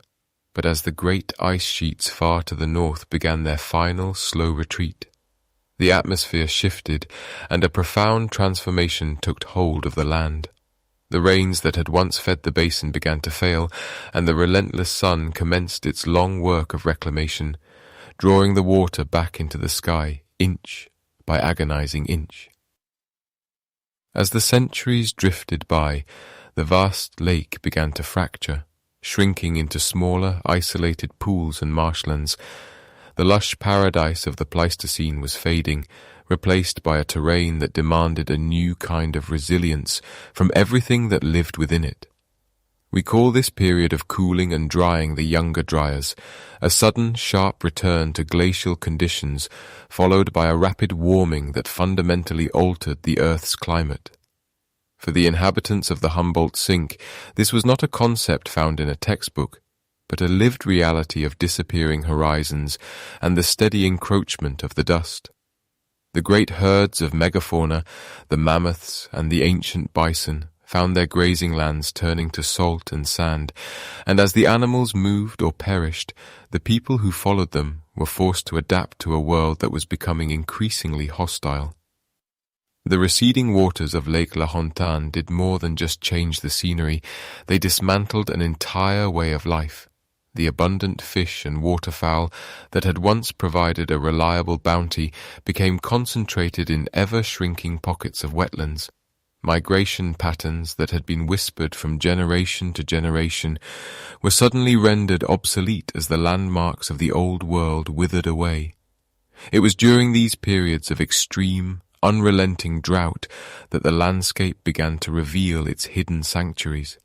As the water level dropped, the entrances to caves that had once been submerged or inaccessible began to yawn open, offering a cool, dark refuge from the intensifying heat of the Great Basin summer. Lovelock Cave stood as a silent witness to this slow-motion catastrophe, its great arched mouth looking out over the vanishing waters like a watchful eye. To those wandering the parched flats, the cave represented more than just a geological curiosity. It was a fortress against the elements. Inside, the temperature remained constant, a gentle embrace of cool air that felt like a blessing after hours under the white-hot sun. The stratigraphy of the cave, the layers of earth and debris deposited over thousands of years, acts as a chronological record of this environmental struggle. Through radiocarbon dating, a method of determining the age of organic materials by measuring the decay of carbon isotopes, archaeologists have been able to trace the ebb and flow of human and perhaps non-human occupancy within these walls. Each layer of tule matting, each discarded sandal, and each cache of seeds tells a story of survival in a time when the very earth seemed to be turning its back on the living. Imagine the silence of the basin during those peak years of desiccation, when the wind carried the fine, white powder of dried lake beds across miles of empty space. The food supply, once so diverse, became a matter of desperate ingenuity. The people turned to the hardy plants of the marsh, weaving intricate baskets to gather the seeds of the desert shrubs and crafting decoys from reeds to lure the remaining ducks into range. But as the water retreated further and further, the pressure on these resources must have been immense. It is in this crucible of scarcity that the legends of the red-haired giants take on a more somber tone. If such beings truly existed, they too would have been subject to the whims of the changing climate, driven by the same hunger and the same primal need for shelter that guided the smaller inhabitants of the valley. The cave became a storehouse, a place to tuck away the precious tools of survival against the uncertainty of the coming seasons. In the deep pits dug into the cave floor, researchers found thousands of artifacts, many of them carefully wrapped and hidden away, as if the owners intended to return when the rains finally came back. There is a profound sadness in these caches, the realization that for many, that return never happened. The desert is a patient hunter, and as the springs dried up and the game vanished, the residents of Lovelock Cave were forced to make impossible choices. Some may have moved toward the high mountains in search of melting snow, while others may have stayed, clinging to the shadows of the cave until the very end. The transition from a lakeside culture to one of desert wandering was not a single event, but a long, stuttering process of loss. There were decades of reprieve when the waters would rise slightly, bringing a fleeting hope that the old world might return, followed by centuries of even deeper drought that scorched the memory of the green years from the minds of the survivors. We see this reflected in the very dust of the cave, where the makeup of the soil changes from the rich, organic silts of a marshy environment to the sterile, sandy deposits of a true desert. The limits of what we know about this era are vast. We see only the fragments that were sturdy enough to withstand the passage of 10 millennia. The soft tissues, the spoken languages, the complex social structures that must have governed life in the shadow of the giants, all of these have been scoured away by the relentless march of time. As the water vanished, the isolation of the Lovelock people increased. The vast distances between viable water sources created a landscape of islands in a sea of sand, where groups might remain separated for generations. This isolation breeds its own kind of mystery, allowing for the development of unique customs and perhaps the persistence of older, stranger lineages that had long since vanished elsewhere. The cave, once a hub of activity on a bustling shoreline, became a lonely outpost on the edge of a wasteland. It was a place where the past was literally buried beneath the present, where a hunter resting in the shade might sit atop the discarded tools of an ancestor who had lived 5,000 years before him, never knowing the name of the man whose handiwork lay just inches beneath the dust. And so, the drying of Lake Lahontan served as the great architect of the Lovelock mystery, creating the conditions that both preserved the evidence and made it so difficult to interpret. The harshness of the environment ensured that only the strongest and most adaptable could endure, and it turned the cave into a treasure chest of antiquity.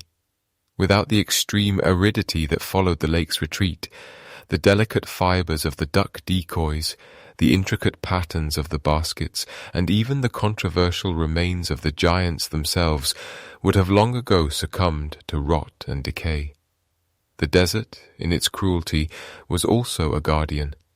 It took away the life of the valley, but in return it granted a kind of immortality to the things that were left behind, mummifying the remnants of a lost world in a layer of salt and silence. As the years passed and the heat haze became a permanent fixture of the horizon, the memory of the Great Lake faded into myth. The descendants of those who survived the Great Drying would look out over the white expanse of the salt flats and tell stories of a time when the world was blue and when beings of immense stature walked the shores of a sea that no longer existed. They would speak of the cave as a place of shadows and secrets, a portal to a time before the thirst. In the stillness of the afternoon, when the air is heavy and the only sound is the occasional crack of a shifting rock, one can almost feel the weight of those forgotten ages pressing down. The mystery of Lovelock Cave is inextricably tied to the mystery of the water, a story of a landscape that forgot how to be a garden, and a people who were forced to become as hard and as enduring as the stone that sheltered them. In the quiet halls of a modern laboratory, far from the dust and the heat of the Humboldt sink, the silence is of a different kind. It is the sterile humming silence of precision instruments and the careful ticking of the atomic clock. Here, the fragments of the past are no longer just curiosities or legends, but data points etched into the very marrow of bone and the fibre of ancient sandals. To truly understand the dwellers of Lovelock Cave, science had to step away from the flickering firelight of myth and peer into the invisible world of isotopes and genetic markers. The process began with radiocarbon dating, a method that measures the slow, steady decay of carbon atoms within organic matter to tell us exactly when a living thing drew its last breath. When the first samples from the cave were subjected to this scrutiny, the results whispered of a timeline far more vast than the early excavators had ever dared to imagine. The layers of the cave were not merely a snapshot of a single moment in time, but a deep, vertical library of human existence. The oldest artifacts, tucked away in the lowest strata, revealed that people were seeking shelter in these stone walls as far back as 4,500 years before the Common Era, and some estimates, looking at the very earliest signs of occupation, suggest a human presence stretching back nearly 10,000 years. This places the first inhabitants of the cave at the tail end of the Younger Dryas, a period of abrupt and dramatic cooling that gripped the earth as the last great ice age retreated. It was a time when the world was still finding its new shape, and the Great Basin was a lush, watery realm of inland seas. As the centuries drifted by, the carbon dates tell a story of intermittent life, of generations who came and went as the climate shifted, and the waters of Lake Lahontan rose and fell. The cave was not always a permanent home, but perhaps a seasonal refuge, a sacred storehouse, or a fortress against the changing world. As the scientists delved deeper into the stratigraphic record, the layers of earth and debris that act as the cave's own internal calendar, they found that the most intense period of occupation occurred between 1,500 years before the Common Era and the year 440 of the Common Era. This was the era of the duck decoys and the intricate basketry, a time when the culture of the cave dwellers reached its zenith. But the questions remained. Who were these people, and did their blood still flow in the veins of those who walk the desert today? The investigation eventually turned toward the most intimate map of all, the DNA. Extracting genetic material from remains that have spent millennia in the shifting temperatures of a desert cave is a delicate, painstaking labor. The heat of Nevada is an enemy to the fragile strands of the double helix, yet modern techniques have allowed us to glimpse the biological heritage of these ancient people. The studies conducted on the remains found throughout the region, including those associated with the traditions of Lovelock, suggest a complex tapestry of migration and survival. What the genetic evidence reveals is a lineage that is distinctly and undeniably indigenous American, yet it carries the markers of a population that was once far more widespread across the continent. There is a profound sense of continuity in these results, a suggestion that the people of the cave were part of a vast, ancient network of travelers who moved through the corridors of the Americas long before the rise of the great empires of the South. Interestingly, some of the DNA analysis suggests that the inhabitants of the Great Basin during this era were genetically distinct from the later Numic-speaking peoples, such as the northern Paiute, who inhabit the region today. This scientific finding lends a curious weight to the oral traditions of the Paiute themselves, who spoke of the Si-Te-Cah as a different race of people who were already there when the Paiute arrived. It paints a picture of a changing of the guard, a slow, perhaps even thousands of years-long process where one group of people, adapted to the marshes and the lakes, were gradually superseded or absorbed by another group better suited to the increasingly arid environment. The DNA does not speak of giants or monsters, but it does speak of a ghost population, a lineage that has largely disappeared from the modern genetic map, leaving only these faint, haunting traces in the ancient bone. As we look at the results of these tests, we see that the red hair, so often cited in the legends, may have a simpler, though no less fascinating scientific explanation. When hair is buried in an environment like Lovelock Cave for thousands of years, the dark pigments, the eumelanin, tend to break down and oxidize more quickly than the more stable reddish pigments. Over the eons, a person who lived and died with hair as black as a raven's wing might slowly transform in the earth, their tresses turning a rusty autumnal red as the chemistry of the soil and the air performs its slow alchemy. And yet, even with the chemical explanations and the cold certainty of radiocarbon dates, the mystery does not fully dissolve. Science can tell us the when and the what, but it struggles to capture the who. It cannot tell us the songs they sang as they wove their tule mats, or the names they gave to the constellations that wheeled over the cave mouth in the deep of winter. The 10,000 years of history recorded in the cave's dust represent a human endurance that is almost impossible to comprehend. It is a span of time that saw the rise and fall of countless civilizations elsewhere in the world, while here, in the shadow of the limestone cliffs, the rhythm of life remained tied to the pulse of the water and the migration of the birds. The artifacts themselves, when viewed through the lens of this immense timeline, take on a sacred quality. A simple sandal, dated to 3,000 years ago, is not just a shoe.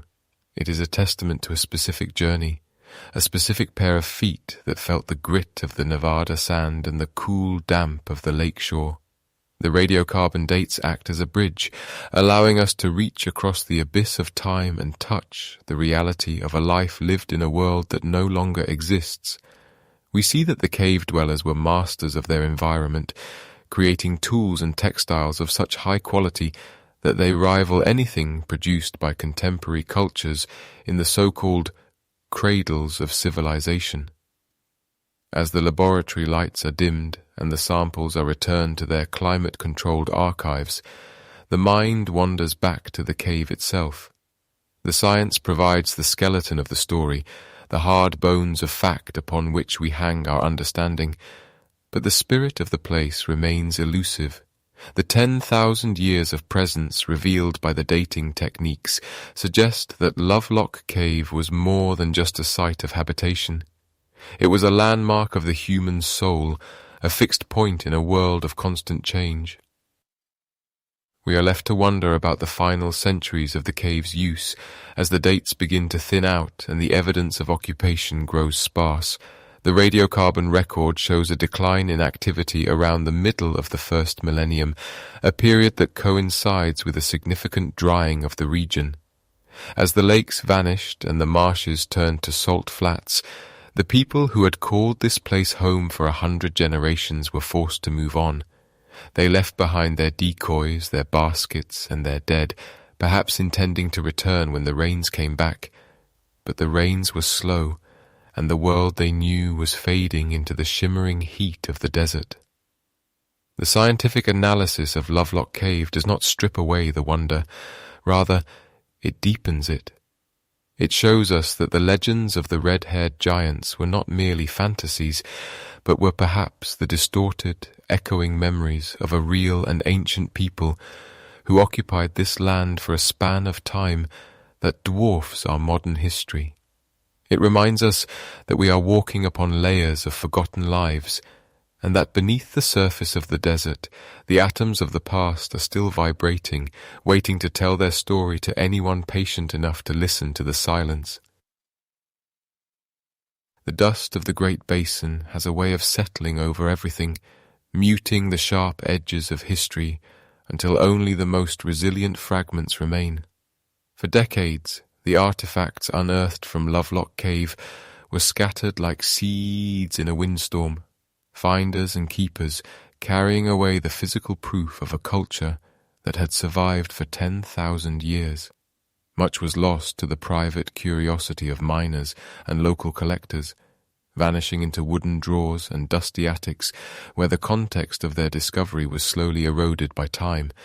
But a significant portion of the find, thousands of items, was funneled into the vast, silent corridors of institutions like the Museum of the American Indian in New York and the Nevada Historical Society. As the years passed, the physical reality of the red-haired giants began to transform into something more elusive, something that lived in the margins of museum ledgers and the whispers of the people who worked there. There is a persistent weight to the stories of what happened next, a sense that the most challenging pieces of the puzzle were quietly tucked away, out of sight and out of mind.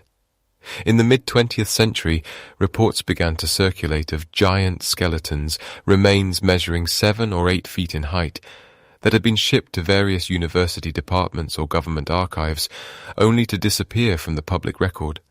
For those who seek the truth of the Si-Te-Cah, these missing bones represent a profound silence, a void in the narrative that is filled with speculation and a quiet, gnawing sense of loss.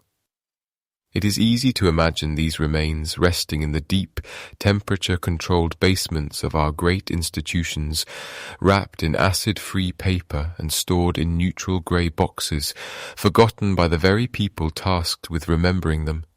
The archives of a large museum are like a labyrinth of deep time, where objects are often catalogued under archaic names or misfiled during the long transitions of decades and centuries. In these dim, silent spaces, the scale of a human femur or the peculiar hue of a lock of hair can easily be overlooked by a researcher focused on more conventional find, yet the stories persist. There are accounts of crates that were never opened, of shipments that arrived at their destination but were never entered into the permanent collection, and of photographs that show shapes far larger than the modern human frame, only for the negatives to vanish into the fog of history. Meanwhile, a significant shift in the way we handle the past began to take shape in the late 20th century. In 1990, the United States passed the Native American Graves Protection and Repatriation Act, often referred to by its acronym NIGPRA. This legislation was a turning point, a moment of reckoning that required federal agencies and museums to return human remains and sacred objects to their descendant tribes. It was a necessary and long overdue act of respect for the ancestors of the Great Basin, a way to mend the wounds opened by early, often destructive excavations. But for the mystery of the Lovelock giants, NAGPRA added a new layer of complexity. As remains were repatriated to the northern Paiute and other tribes, they were often reburied in secret, sacred locations, returning to the earth from which they had been taken. This process of repatriation is a closing of a circle, a way to restore peace to those who were disturbed for the sake of curiosity. Yet, for the historian and the seeker of lost civilizations, it also means that the physical evidence is once again beyond the reach of modern science. We are left with a delicate tension between the need for cultural dignity and the human desire to understand the deep prehistoric past. If the giants truly existed, their bones may now be resting once again beneath the sagebrush and the alkaline soil, protected by the silence of the tribes who have always known they were there. The missing evidence is not necessarily a conspiracy of silence, but perhaps a return to a natural order, a recognition that not everything in this world is meant to be measured, photographed and displayed under glass. The reality of these lost exhibits is often more mundane, yet no less haunting than the legends suggest. When we speak of missing skeletons, we are often talking about the fragility of data over the span of a century. In the early 1900s, archaeology was a discipline still finding its footing, and the standards for preservation were far from what they are today. Bones that were fragile from thousands of years in the dry cave air often crumbled upon exposure to the humidity of the outside world. Labels fell off. Boxes were mislabeled during moves. In the vast, bureaucratic machinery of the state and federal government, The unique and the anomalous can easily become just another number in a ledger, lost not by design, but by the sheer, overwhelming volume of the past. And yet, there are those who remember seeing the skulls.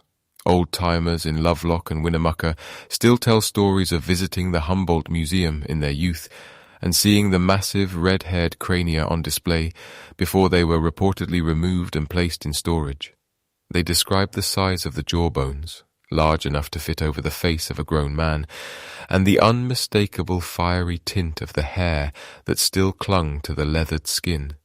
These eyewitness accounts bridge the gap between the cold records of the museum and the living memory of the land. They remind us that the mystery is not just a matter of academic debate, but a tangible part of the local heritage, a ghost that refuses to be laid to rest. As we contemplate the fate of these artifacts, we are forced to confront the limits of our own knowledge. We live in an age where we believe that everything can be mapped, sequenced, and understood, yet the story of Lovelock Cave suggests otherwise. It suggests that there are pockets of time that remain opaque to us, and people who lived and died in the Great Basin whose true nature we may never fully grasp. The missing evidence is a mirror, reflecting our own longing to find something extraordinary in the deep reaches of history, a desire to believe that the world was once a place of giants and legends before it was narrowed down by the boundaries of the known. Perhaps the most profound mystery is not where the bones have gone, but what they represent in the grand tapestry of human migration. If these remains were indeed as large and as distinct as the stories claim, they would challenge our understanding of the settlement of the Americas. They would hint at a lost lineage, a branch of the human family tree that flourished in the isolation of the desert before being swept away by the tides of change. But without the physical evidence to study with modern tools like radiocarbon dating or DNA analysis, these people remain in the realm of the ethereal, a shadow cast by the flickering light of a campfire. The artifacts that do remain, the duck decoys, the sandals, the finely woven baskets, tell a story of incredible skill and adaptation. They show us a people who are intimately connected to the rhythms of the marshes and the movements of the stars. Whether they were giants in stature or simply giants in their ability to endure, their legacy is etched into the very stone of the cave. The missing skeletons may be gone from the museum shelves, but the spirit of the mystery remains, drifting like the scent of sage across the desert floor. It is a reminder that history is not a solid, unchanging thing, but a fluid narrative, constantly being rewritten by what we find and what we lose. As the sun sets over the Humboldt Sink, the shadows of the mountains stretch out like long, dark fingers across the playa. In this light, it is easy to see how the legends took root. The landscape itself feels ancient and watchful, a place where the barrier between the past and the present is thin and porous. We may never see the red-haired giants in the light of day, but they continue to walk through the corridors of our imagination, a testament to the enduring power of the unknown. They are the guardians of the cave, the keepers of a secret that the desert has held for 10 millennia, and perhaps, in the end, that is exactly where they belong. To understand the secrets of Lovelock Cave, one must look beyond its singular, shadowed entrance and gaze across the shimmering expanse of the Lahontan Basin, where the ghosts of ancient lakes still seem to ripple in the heat haze. Lovelock does not stand in isolation. It is merely one node in a sprawling, silent network of sites that tell a story of human life stretching back into the deepest reaches of the Holocene. As we trace the footsteps of those who came before, we find ourselves drawn 60 miles to the east to the jagged limestone cliffs of the Stillwater Mountains. Here, tucked away in the high desert silence, lies Hidden Cave, a place that mirrors the mysteries of Lovelock with an almost haunting precision. When archaeologists first entered its cool, dark interior, they found a literal treasure trove of the past. thousands of artifacts cached away in the dust, as if the inhabitants had simply stepped out for a moment and intended to return before the sun set.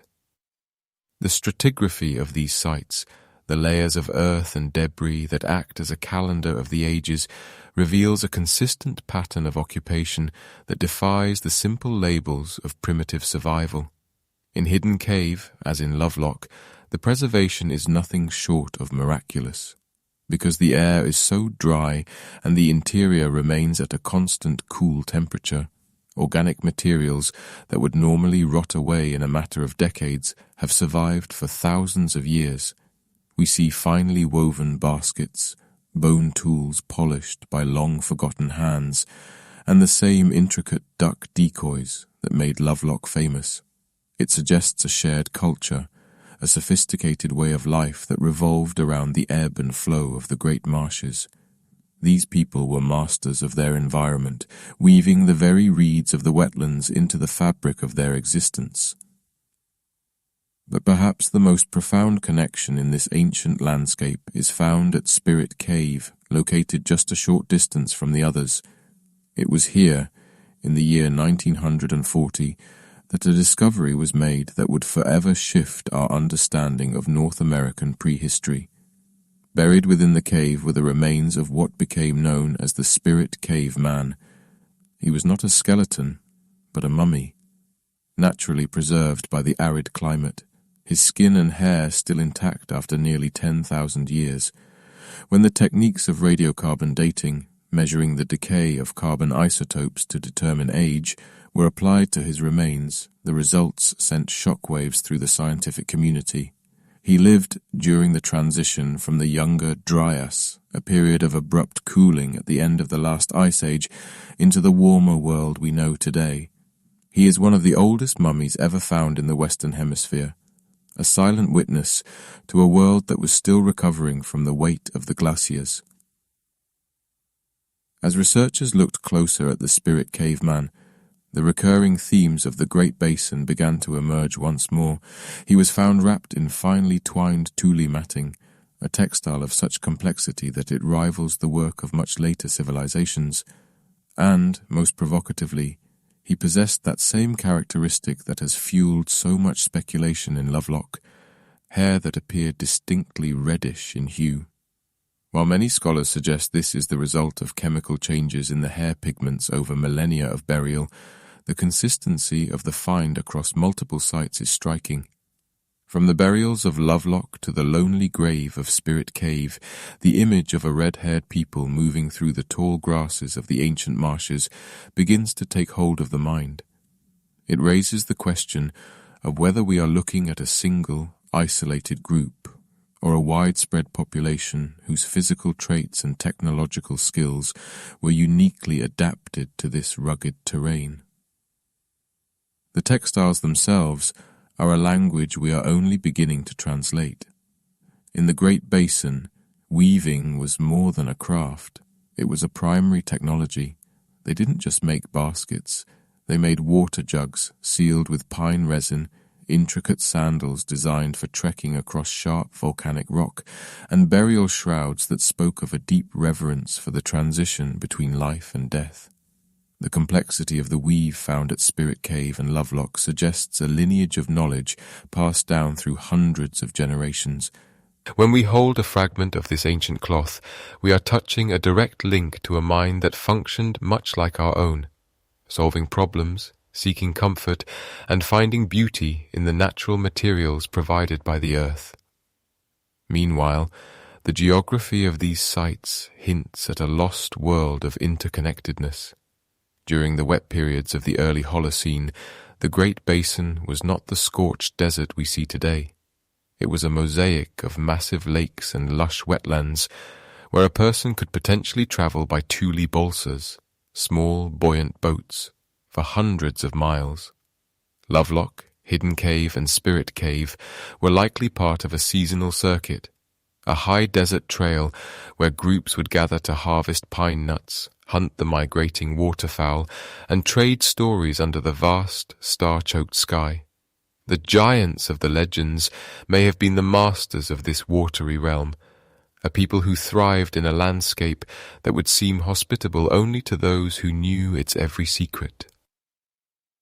And so, we must ask ourselves how much of this history has been swallowed by the rising and falling tides of time. The spirit caveman and the artifacts of Lovelock represent only the tiniest fraction of what once existed. For every cave that has been excavated, how many more lie buried under the shifting sands of the Carson Sink? How many stories have been lost to the wind? The recurring themes of red hair and unique textiles serve as a breadcrumb trail, leading us deeper into a past that is far more complex than the hunter-gatherer labels of our textbooks might suggest. We see evidence of a people who were not merely surviving, but flourishing, creating art and ceremony in the heart of the wilderness. As the years pass and our technology for peering into the past improves, the mystery only seems to grow. We find that the more we learn about the inhabitants of the Great Basin, the less we can be certain about their origins or their ultimate fate. Were they the ancestors of the modern northern Paiute, as some evidence suggests, or were they a distinct group that vanished into the folds of history, leaving only their red hair and their woven mats behind? The silence of the caves offers no easy answers. Instead, it invites us to sit with the unknown, to feel the weight of 10,000 years pressing down upon the present moment. The connection between Lovelock and its sister sites reminds us that history is not a straight line, but a web of overlapping lives and cultures. The spirit caveman, resting in his tule shroud, is a mirror held up to the red-haired giants of Lovelock. They are parts of the same puzzle, pieces of a grander narrative that spans the entire Great Basin. As we contemplate these ancient settlements, we are reminded of the fragility of our own civilization.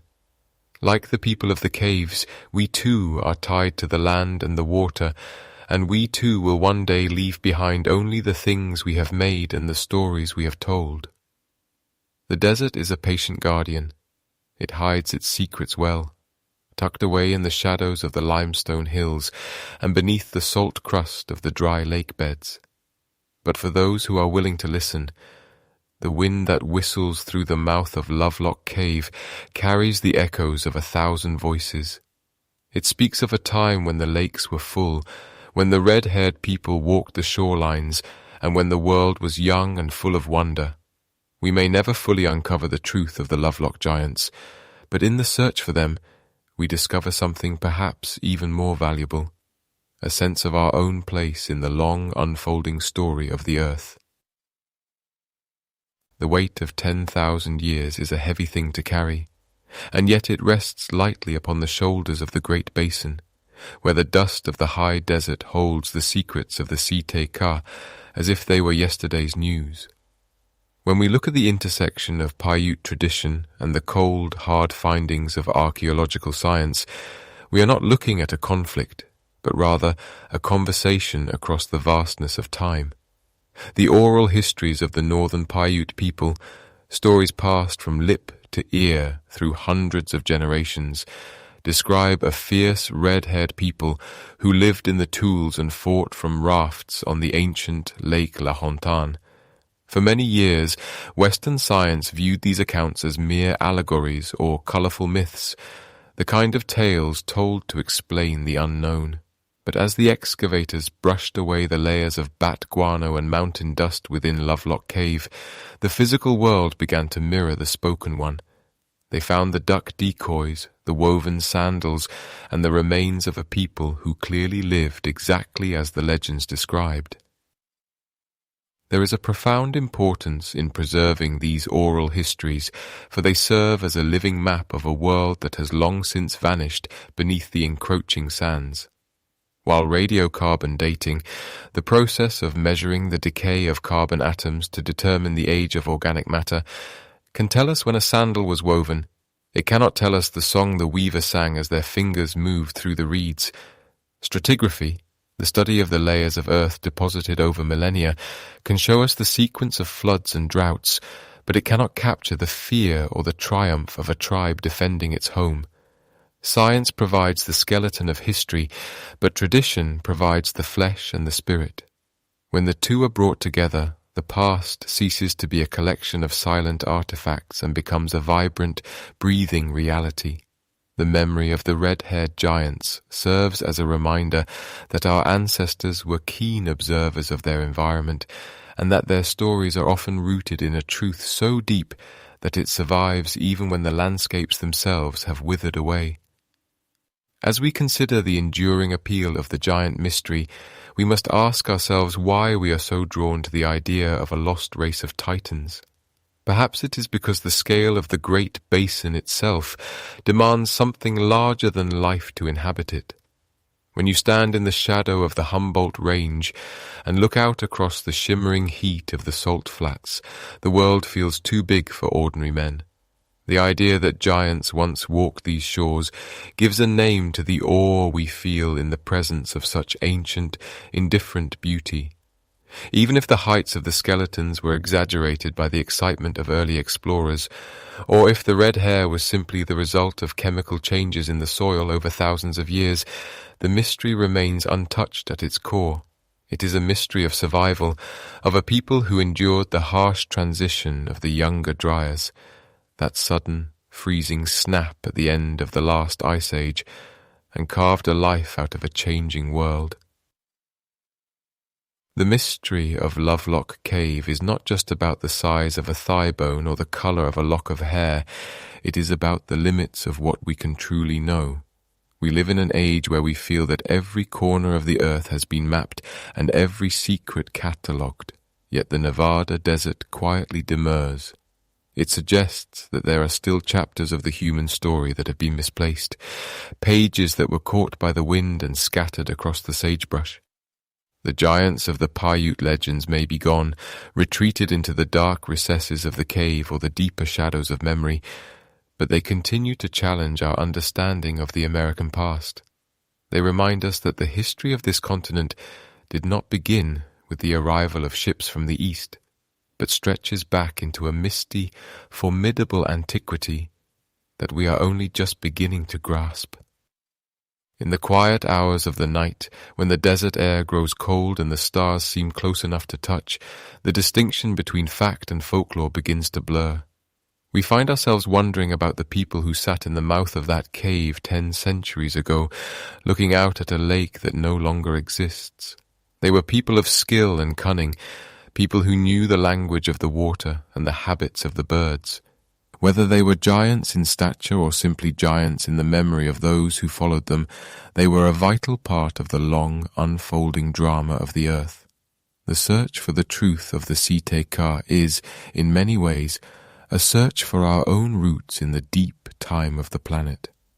It is a journey that requires us to listen as much as we look, to honor the stories of the land as much as the evidence of the spade.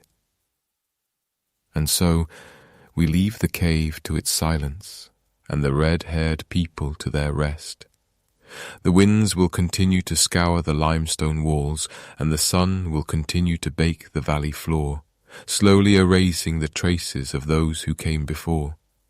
But as long as the stories are told, and as long as we remain curious about the shadows in the dark, the mystery of the Lovelock giants will never truly fade.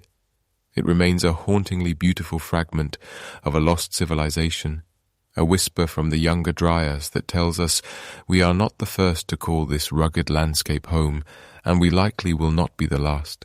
The earth remembers much that we have forgotten, and in the stillness of places like Lovelock Cave, it offers us a chance to remember too, to feel the weight of the ages and the wonder of a world that is far older and far stranger than we often dare to imagine. The smell of dry sagebrush and parched earth lingers in the stagnant air of the cavern, a scent that has remained largely unchanged since the first fires were lit against these stone walls 10,000 years ago. It is the aroma of deep time, a scent that bypasses the modern mind and speaks directly to something primal within us. To stand at the mouth of Lovelock Cave today is to stand at a threshold where the boundary between the present and the prehistoric becomes remarkably thin. The cave is no longer a place of industry or refuge, nor is it the bustling centre of a lakeside culture that wove intricate baskets and hunted the canvas-back duck. It has become a silent sentinel, a protected historic site that guards its remaining secrets with a quiet, stoic dignity. The excavations of the early 20th century are long over. The Guano Miners have vanished into the annals of history, and the controversial remains, whether they were the giants of legend or simply a tall, isolated people, have been moved to quiet museum drawers or returned to the earth from which they came. As the day begins to wane, a profound stillness settles over the Humboldt Sink. The harsh glare of the Nevada sun softens, casting long violet shadows across the cracked playa where a vast inland sea once shimmered. Looking out from the cave's entrance, one can almost see the ghost of that ancient water, a shimmering mirage of the Lake Lahontan that sustained the people of the cave for millennia. The wind whispers through the scrub brush, a low, rhythmic sound that mimics the distant rush of waves against a shoreline that has not existed for thousands of years. It is in these quiet moments that the scale of the mystery truly reveals itself. We are looking at a landscape that has forgotten the feel of rain, yet it holds within its parched layers the memory of a lush, vibrant world where red-haired mariners might have navigated reed boats through a labyrinth of wetlands. And so, the cave remains, a hollowed-out space in the side of a mountain that has watched the rise and fall of countless generations. The stratigraphy, that vertical map of time where layers of ash, shell and fibre tell the story of human occupation, is mostly silent now, tucked away beneath the dust. We may never fully reconcile the archaeological record with the oral traditions of the northern Paiute. We may never know for certain if the Si-Te-Cah were a literal race of giants or a metaphorical representation of a forgotten enemy. Perhaps the truth lies somewhere in the middle, in that hazy space where history and myth intertwine. The radiocarbon dates tell us that people were here, living and dying, long before the first pyramids were raised in Egypt, and that simple fact is enough to inspire a sense of profound wonder. The sun eventually touches the jagged horizon of the West Humboldt Range, and the sky begins its slow transition into a palette of bruised oranges and deep indigo blues. The heat of the day radiates from the rocks, a lingering warmth that feels like the breath of the mountain itself. As the light fades, the interior of the cave recedes into an absolute velvety darkness. It is the same darkness that the ancient inhabitants knew. A darkness so thick it feels like a physical weight.